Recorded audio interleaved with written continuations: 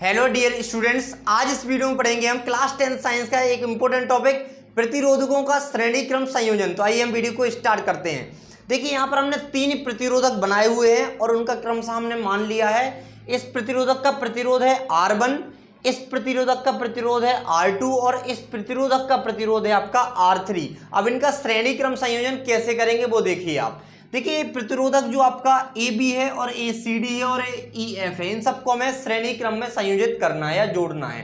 तो अगर AB प्रतिरोध को यहाँ लिखते हैं, क्या करते हैं, AB प्रतिरोध को आप यहाँ पर बनाते हैं और AB प्रतिरोध में आप देख रहे होंगे एक सिरा A है, एक सिरा B है।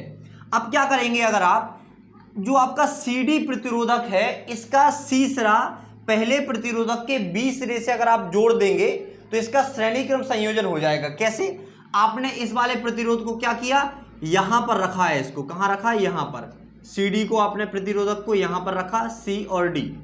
आपने क्या कर दिया, एक तार लिया छोटा सा और इसको आपने जोड़ दिया, ऐसे जोड़ दिया, तो ये कौन सा क्रम हो जाएगा, श्रेणी क्रम संयोजन। कौन सा संयोजन हुआ, श्रेणी क्रम संयोजन। तो ये दोनों सिरा मिलकर कोई एक सिरा बना लेगा। आप इसको कोई भी नाम दे सकते हैं, X नाम दे दो आप, ठीक है ना। कौन सा सिरा बनाया, X सिरा।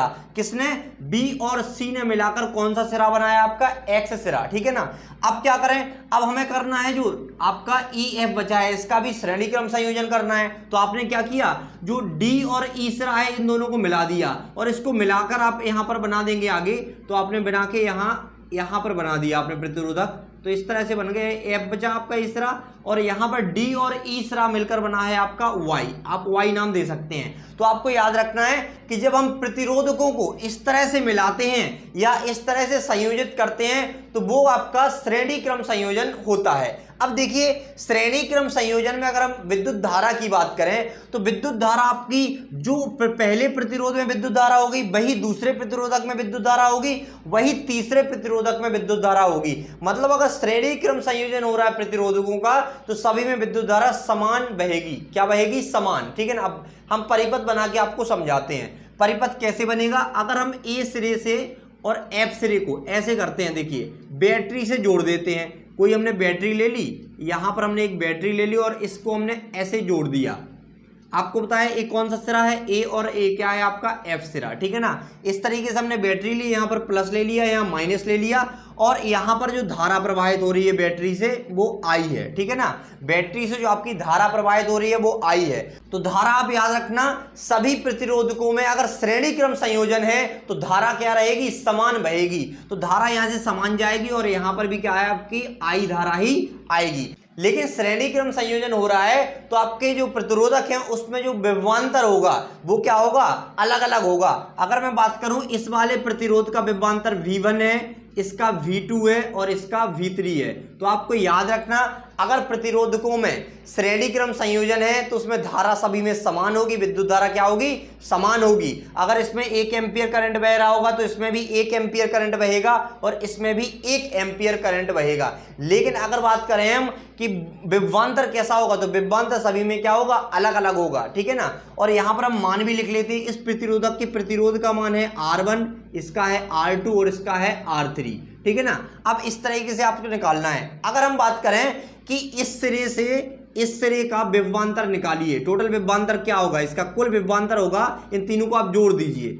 V1 plus V2 plus V3 और कुल विभवांतर हमने V ले लिया। तो ये क्या होगा, सभी जो प्रतिरोधक हैं उनके विभवांतर का योग है। कुल विभवांतर क्या है, V1 plus V2 plus V3 बराबर V।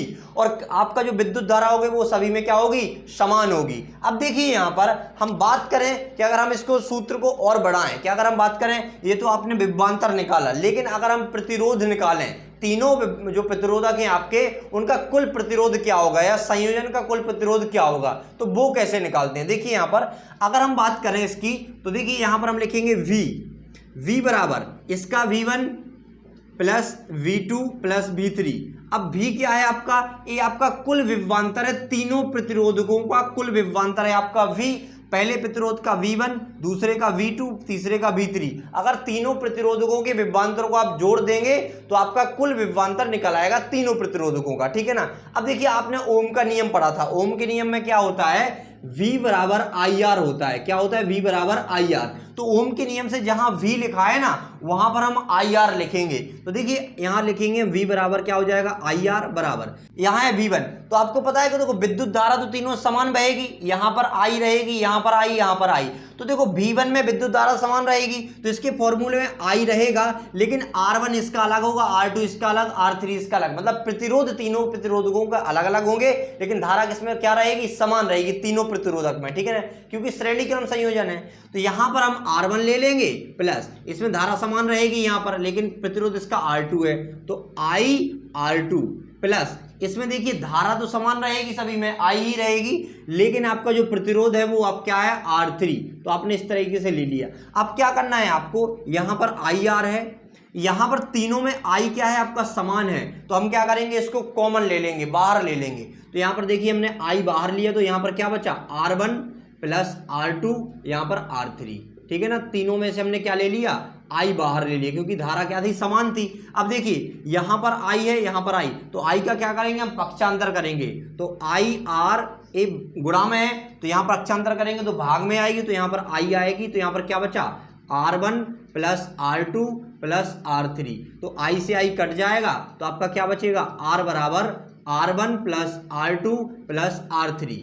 अब देखो ये फॉर्मूला यही निकालना था हमको, क्योंकि हम पढ़ रहे हैं प्रतिरोधकों का श्रेणी क्रम संयोजन। क्योंकि देखिए R क्या है आपका, कुल प्रतिरोध, इन तीनों प्रतिरोधकों का कुल प्रतिरोध है आपका R। अब R क्या निकालने की जरूरत थी, देखिए अगर आपसे क्वेश्चन में पूछा जाता है कोई विद्युत परिपथ है और उसमें 3 प्रतिरोधक श्रेणी क्रम संयोजन में जुड़े हुए हैं, तो इनका कुल प्रतिरोध निकालिए। तो कैसे निकालना है, आपको तीनों को जोड़ देना है। अगर इसका R1 का मान आपको पता है, R2 का मान पता है, R3 का मान पता है, और आपसे परिपथ का कुल प्रतिरोध बोला जाए या संयोजन का कुल प्रतिरोध बोला जाए श्रेणी क्रम में, तो आपको क्या करना है, तीनों को जोड़ देना है, तो यही निकलेगा क्या, आपका संयोजन का कुल प्रतिरोध। अब हम एक प्रश्न लेते हैं, प्रश्न से आपको हल करके बताते हैं। देखिए अगर हम क्या करें, इसको मिटा दें, किसको मिटा दें, को आपको ये फॉर्मूला याद करना है, V बराबर V1 plus V2 plus V3 और R बराबर, अगर श्रेणी क्रम संयोजन में आपके प्रतिरोधक हैं तो आपको ये फॉर्मूला लगाना है संयोजन का कुल प्रतिरोध निकालने के लिए।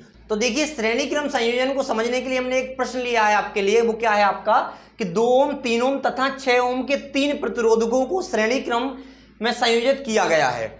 परिपथ का कुल संयोजन प्रतिरोध ज्ञात कीजिए। तो इसको पहले हम समझेंगे कैसे ज्ञात करेंगे। अब देखिए क्योंकि इसमें क्या पूछा गया, आपका परिपथ का कुल संयोजन प्रतिरोध, और किस संयोजन में किया गया, आपका श्रेणी क्रम में संयोजित उनको किया गया है। तो पहले हम एक चित्र बनाते हैं आपका।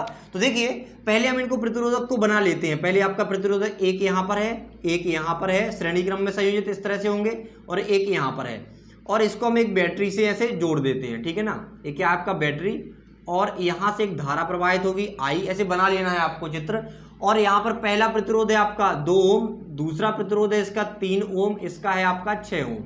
तो प्रतिरोधकों के हमने प्रतिरोध के मान भी दिए गए हैं। देखिए अब क्या करना है, आपसे बोला गया है कि श्रेणी क्रम में संयोजित है, तो श्रेणी क्रम में संयोजित कर लिए हमने। अब इसका कुल संयोजन प्रतिरोध निकालना है, आपका संयोजन का कुल प्रतिरोध निकालना है। तो कैसे निकालेंगे, आपको एक फॉर्मूला तो याद होगा जो हमने अभी करवाया था, R बराबर R1 plus R2 plus R3, ठीक है ना। तो इन सभी प्रतिरोधकों का मान क्या कर देना, आपको जोड़ देना है। तो कैसे, पहले हम लिखेंगे R1 बराबर पहला प्रतिरोध कितना है, 2 ओम, R2 बराबर क्या है आपका 3 ओम, और R3 क्या है आपका 6 ओम। अब इसका कुल प्रतिरोध कैसे निकालेंगे, R बराबर R1 plus R2 plus R3। ओम क्या होती है, प्रतिरोध का मात्रक होता है ओम, ठीक है, ओम में प्रतिरोध को मापा जाता है। अब देखिए R का मान क्या निकलेगा, यहाँ पर R1 क्या है आपका 2 ओम, R2 क्या है आपका 3 ओम, और R3 क्या है आपका 6 ओम या 6 ओम। अब देखिए इसमें हम इसको जोड़ देंगे, 2 प्लस 3 5 ओम हो जाएगा, 5 और 6 क्या हो जाएगा आपका 11 ओम हो जाएगा। तो यहाँ लिखेंगे 11 ओम। तो यहाँ पर जो संयोजन का कुल प्रतिरोध निकला है श्रेणी क्रम संयोजन में, आपका प्रतिरोधकों का कुल प्रतिरोध क्या निकला है आपका 11 ओम। इस तरह से आप कितने भी आपको प्रतिरोध दिए गए हों, अगर श्रेणी क्रम में संयोजित हो और आपसे बुलाया है कि प्रतिरोधकों का श्रेणी क्रम संयोजन में मान निकालना है, तो आप क्या करिए, उनको जोड़ दीजिए इस सूत्र के द्वारा। तो आशा करते हैं कि आपको प्रतिरोधकों का श्रेणी क्रम संयोजन समझ में आया होगा। अगर आपको वीडियो पसंद आती है तो वीडियो को लाइक करें और चैनल को सब्सक्राइब करना ना भूलें। Thanks for watching.